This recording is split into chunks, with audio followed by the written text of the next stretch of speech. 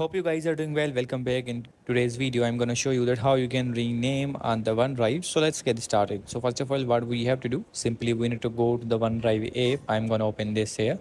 And after opening the OneDrive, simply you need to choose that what you want to rename. For example, if you want to click on this, you can also do that.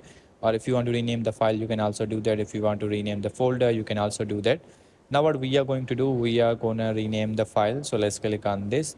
And as you can see, we have to click on the rename this file. And now you have to edit the name whatever you want. For example, I'm going to delete this. I want the getting started with. And now we have to click on the confirm. And after clicking on the confirm, as you can see, now the file is renamed and the name is updated.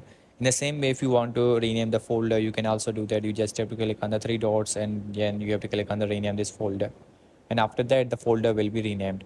So in this way, you can rename the folder or the file on the OneDrive. I hope you guys understand this video that how you can do that. So see you in the next video.